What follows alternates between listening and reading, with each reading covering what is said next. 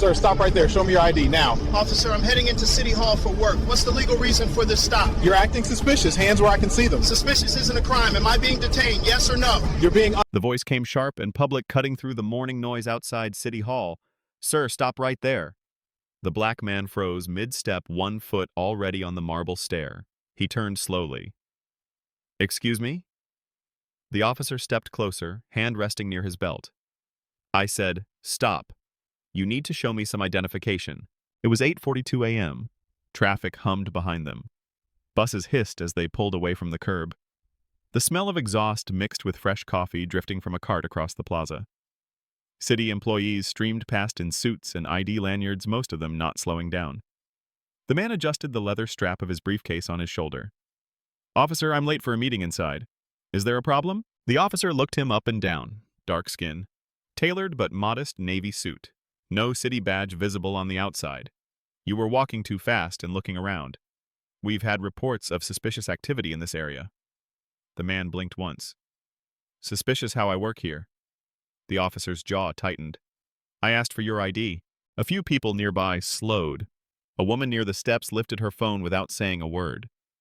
The man reached into his jacket carefully, movements deliberate. I don't understand why I'm being stopped. I'm entering a public building for work. The officer took half a step back, voice louder now, commanding. Keep your hands where I can see them. Don't make this difficult. The temperature wasn't cold, but the moment felt tight. The plaza seemed smaller. The man's hand hovered in midair, fingers open. I'm not resisting. I'm asking what law you think I'm breaking. The officer shook his head, irritation flashing across his face. You're being uncooperative. That's enough reason right there. Now more phones were out. A low murmur rippled through the crowd. Someone whispered, "This is City Hall." The man exhaled slowly through his nose. Officer, I am telling you again, I work in that building. I have a scheduled meeting in 10 minutes. The officer stepped directly into his space. Then you shouldn't have a problem proving who you are. Turn around. The command hung in the air. The man did not raise his voice. He did not argue. He looked past the officer toward the glass doors of City Hall where security guards stood watching but not intervening. He turned his head back. Are you detaining me? The officer didn't answer directly. He reached for his handcuffs. At that exact moment, the situation crossed a line. What had started as a stop became a spectacle. The metal cuffs caught the sunlight as they came into view. A collective inhale moved through the crowd. The man's eyes hardened, not with anger but with something heavier. You might want to slow down, he said quietly. The officer scoffed. Don't tell me how to do my job. Turn around now. Somewhere behind them, a voice spoke up. This doesn't look right. The officer ignored it. His focus stayed locked on the man in front of him, driven by pride assumption and the need to assert control in public. What the officer did not know, what no one there knew yet, was that the man he was about to handcuff was not just another city employee.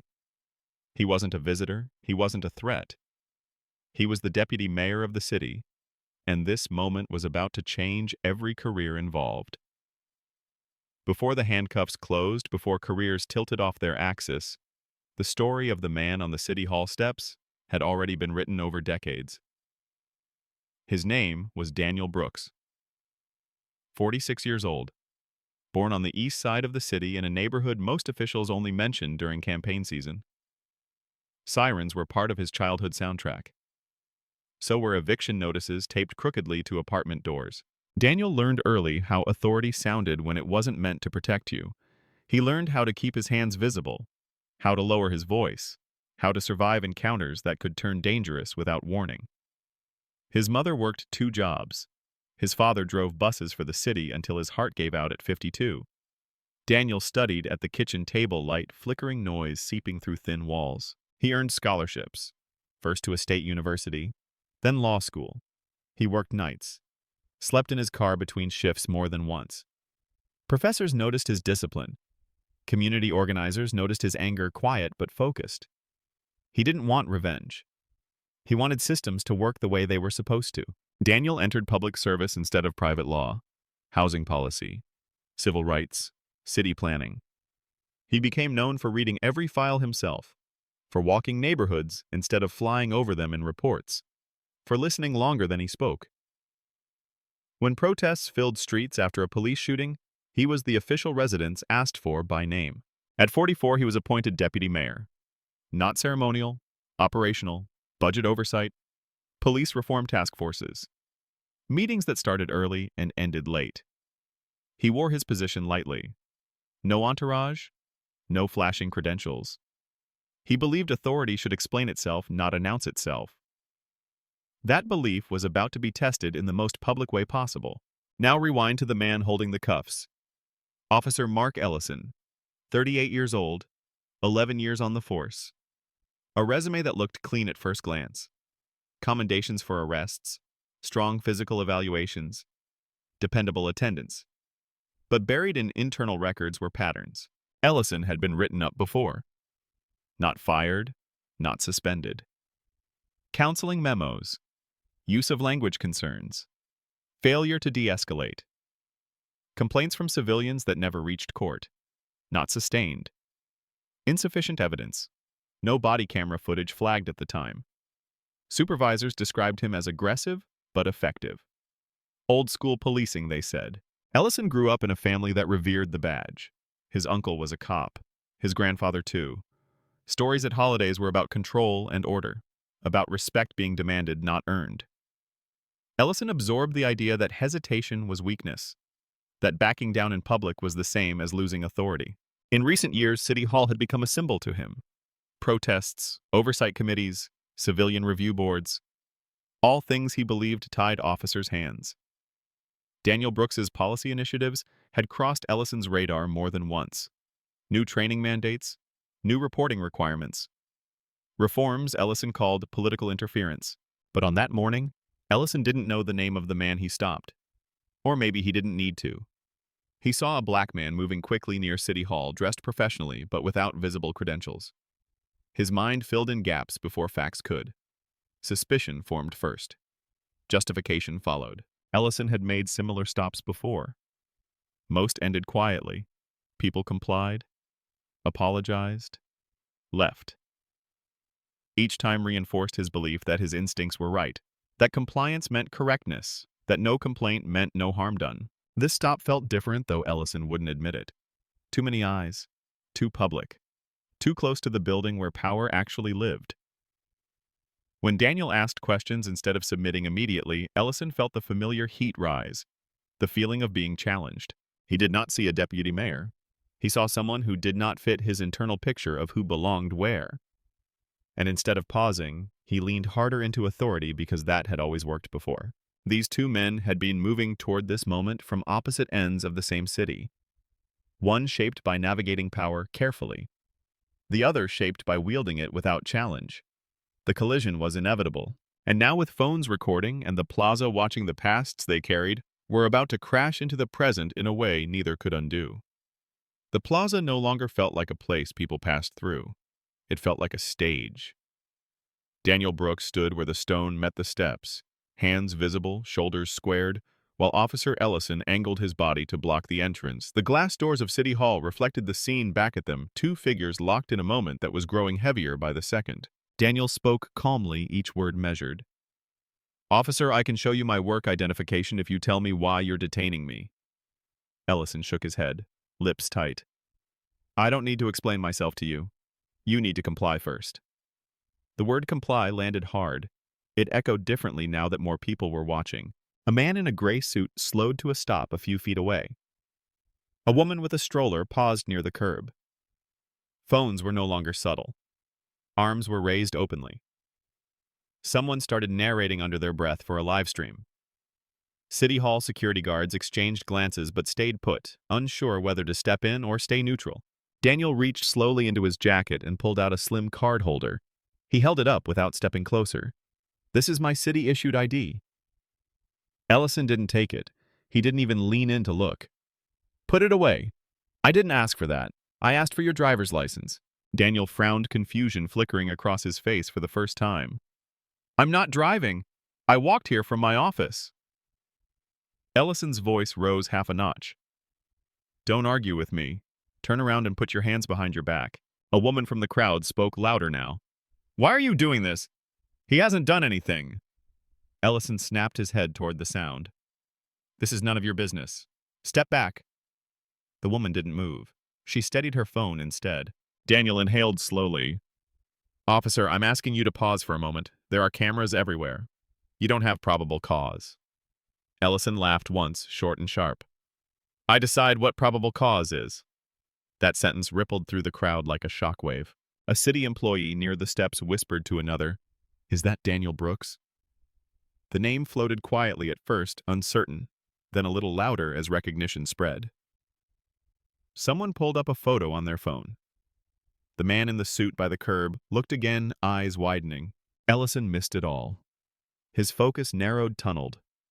Backing down now felt impossible. Too many eyes, too many challenges. He took a step closer, invading Daniel's space, lowering his voice in a way that carried anyway. Last warning. Turn around. Daniel did not raise his voice. He did not step away. He looked Ellison directly in the eye. Officer, you are making a serious mistake. Ellison's jaw clenched. That was the final trigger. He reached out and grabbed Daniel's arm. The crowd reacted instantly. Shouts overlapped. Hey! Don't touch him! What are you doing? Phones tilted to capture everything. Daniel stiffened, but did not pull away. He turned his head slightly so his voice would carry. I am not resisting. You are being recorded. Ellison tightened his grip. His face flushed. He was no longer controlling the scene. He was fighting to dominate it, and the more the crowd pushed back with witnesses and cameras, the more he pushed forward with authority. What Ellison still did not realize was that the crowd had already figured out who Daniel was. And once that realization fully set in, the balance of power in that plaza was about to shift in a way he could not stop. The moment Ellison's hand closed around Daniel Brooks' arm, time seemed to slow in a way no camera could fully capture. Fingers dug into fabric first, then skin. The briefcase slid from Daniel's shoulder and hit the stone with a dull sound that cut through the noise of the crowd. Daniel did not pull away. His body went still, rigid by choice, not fear. I am not resisting, he said clearly, each word spaced deliberate. Ellison twisted Daniel's arm slightly, guiding him away from the steps. The motion wasn't violent, but it was forceful controlling, meant to demonstrate who held power in that moment. The handcuffs came out again. Sunlight flashed off the metal. A man in the crowd cursed under his breath. A woman gasped. Someone shouted his name now louder. That's the deputy mayor! Ellison either didn't hear it or chose not to. He was locked in. Turn around, Ellison ordered. Daniel complied. Slowly. His hands moved behind his back, palms open. The cuffs closed with a sharp click, then another. Too tight. The sound echoed. The plaza went quiet for half a second, the way crowds do when something irreversible happens. Daniel closed his eyes briefly. Not in pain, in calculation. The smell of exhaust felt stronger now. The stone beneath his shoes felt colder. He memorized everything. The pressure on his wrists, the angle of Ellison's grip. The phones pointed at him from every direction. Ellison guided him toward the patrol car parked along the curb. Each step felt heavier than the last. Daniel's jaw tightened. He stared straight ahead, refusing to give the moment the satisfaction of visible anger. Behind them, the crowd followed at a cautious distance, voices overlapping. This is wrong. He didn't do anything. Someone call a supervisor. Ellison said nothing. His breathing was shallow, his shoulders were tight. He opened the back door of the cruiser and gestured sharply. Get in. Daniel paused for just a second. Am I under arrest? Ellison shoved him forward slightly. You are being detained for obstruction. The plastic seat was hard. The air inside the car smelled faintly of disinfectant and old coffee. The door shut. The lock clicked. Daniel sat upright, hands cuffed behind him, staring through the tinted window at the blur of faces outside. In that silence, his mind moved fast. This was no longer about inconvenience or embarrassment.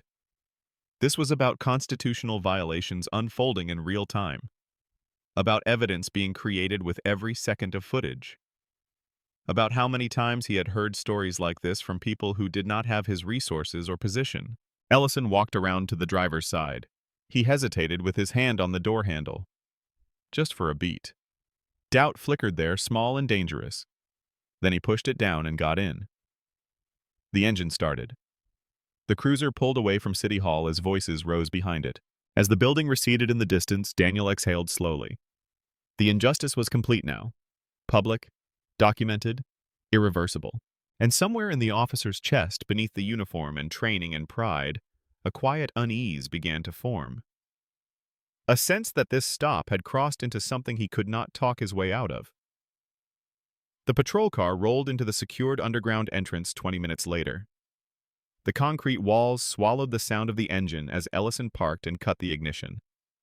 For a moment, neither man moved.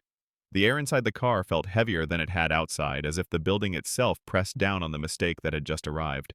Ellison opened the door and gestured sharply. Out! Daniel stepped out carefully, wrists still cuffed behind him. Two officers near the desk looked up. One of them frowned immediately. Something about the posture, the suit, the calm. This didn't look like the usual arrest. Ellison spoke first, fast, defensive. Male subject detained for obstruction near City Hall, refused to comply. The desk sergeant, a woman with 20 years on the job, didn't nod. She didn't write. She just looked at Daniel more closely. Sir, can you state your name? Daniel lifted his chin slightly. Daniel Brooks. The sergeant paused. Her pen hovered. And your occupation, deputy mayor of this city. The room changed instantly. Not dramatically, not loudly, but decisively. One officer let out a quiet breath. Another glanced toward the hallway that led to administration offices. The sergeant's eyes widened just enough to betray recognition. She reached for her phone without another word. Ellison laughed once forced. That's not funny. Anyone can say that. Daniel didn't respond. He didn't need to. The sergeant was already dialing. City administrative offices. She spoke quietly, professionally. I need immediate confirmation on Daniel Brooks. Yes. Now. The seconds stretched. Ellison shifted his weight. His earlier confidence drained by degrees, replaced by irritation, then confusion. He crossed his arms, then uncrossed them. The phones on the desk began to buzz.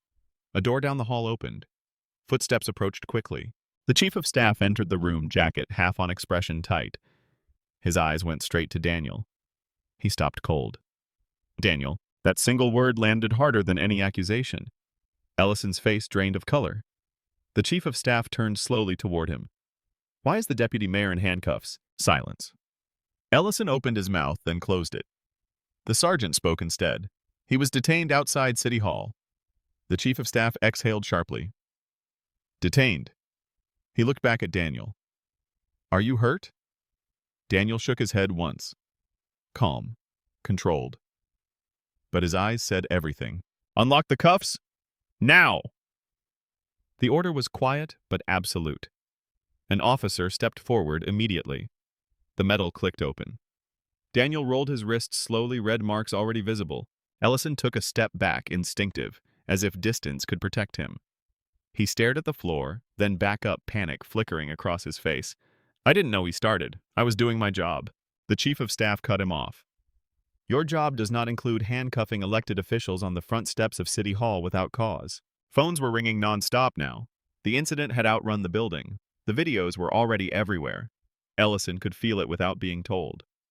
The weight in his chest settled into something final. Daniel straightened his jacket. His voice was steady when he spoke. I want every report, every recording, every name. And I want a supervisor present now. The revelation was complete. There was no undoing it, no explanation that could shrink it. A simple stop had become a public collapse. And Ellison understood fully and finally that the mistake he made on those steps had just ended the version of his career he believed was untouchable. By noon, the video had crossed every boundary Ellison once believed would shield him. The stop outside City Hall was no longer an incident. It was a record. Multiple angles, clear audio, timestamps, faces, commands.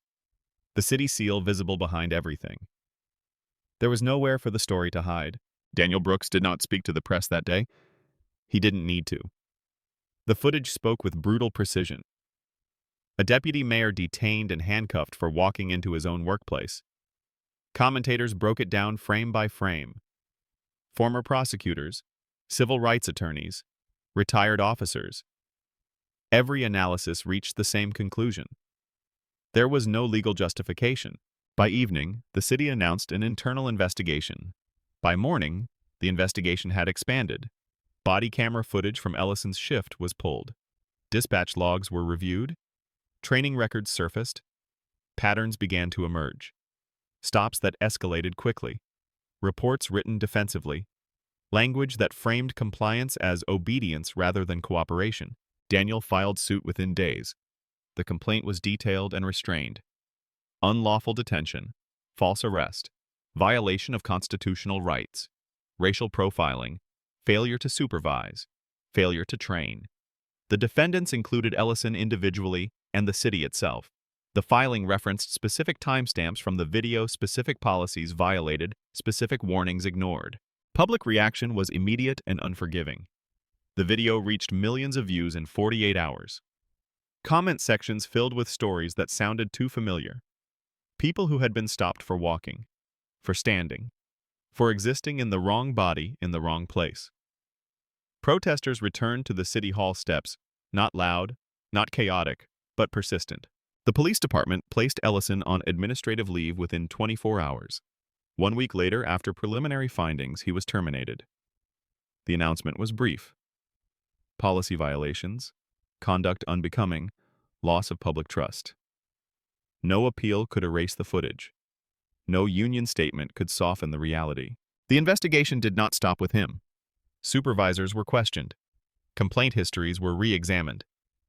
Data analysts pulled years of stop records. Disparities appeared clearly when stripped of excuses. Certain neighborhoods, certain faces, certain assumptions repeated again and again. The city settled the lawsuit months later. The amount was significant, though Daniel declined to discuss the figure publicly. What mattered more were the terms attached. Mandatory retraining. Independent oversight. Early warning systems for officers with repeated complaints. Policy changes that could no longer be ignored. Ellison disappeared from public view. His badge was gone. His authority evaporated. Job applications went unanswered. His name became associated with a moment that defined him permanently. Not because of malice, he admitted, but because of power he misused. Daniel returned to work quietly. He chaired meetings, reviewed budgets, continued pushing reforms that now carried the weight of lived proof. When asked once how it felt to win, he answered without drama. This wasn't a win. This was accountability catching up. Justice did not arrive as spectacle. It arrived as consequence. And for the first time, many people watching believed they had seen the system correct itself in real time. What happened on the steps of City Hall was not complicated law. It was basic. The kind taught in the first weeks of police academy and the first semester of constitutional law. An officer may stop a person only with reasonable suspicion based on specific and articulable facts.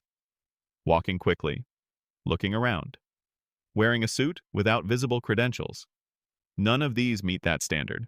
The detention violated the Fourth Amendment the moment it began without lawful cause. It escalated into false arrest when handcuffs were applied without probable cause. Obstruction, the charge used, cannot legally be based on questioning police authority or asking why one is being stopped. Courts have ruled on this repeatedly. Silence is allowed. Questions are allowed. Presence is not a crime. But law alone does not explain why this happens so often. Psychology does. Implicit bias works fastest under stress and authority. The brain fills gaps before facts arrive.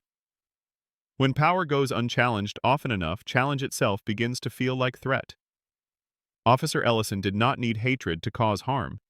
He needed assumption pride, and a system that had taught him backing down was failure. This is why recording matters. Phones in that plaza did not escalate the situation. They preserved truth. They created accountability where memory and reports might later bend. Knowing how to record safely from a distance without interference is a civic skill now, not a luxury. If you are stopped, keep your hands visible. Speak calmly. Ask clear questions. Am I being detained? What is the reason? Do not resist physically, even when you are right. Justice is safest when pursued after the moment, not during the struggle. If you witness a stop record, if lawful, state the time and location out loud. Do not interfere physically. Presence can be protection. For officers, this case teaches something equally clear. Authority without restraint destroys legitimacy. Policing is not compliance extraction. It is constitutional guardianship. Every unlawful stop damages not just one person, but the credibility of the badge itself. Daniel Brooks did not win because of his title. He won because the law was clear and the evidence undeniable. Thousands of people experience similar stops without cameras, without lawyers, without leverage. Their stories rarely end with accountability. This is why reform cannot depend on who is stopped. It must depend on what is done. The lesson here is not about one officer or one deputy mayor. It is about systems that either correct themselves or repeat their failures louder each time. So ask yourself this: if no one had been filming, how would this story have ended? And what would justice have looked like then?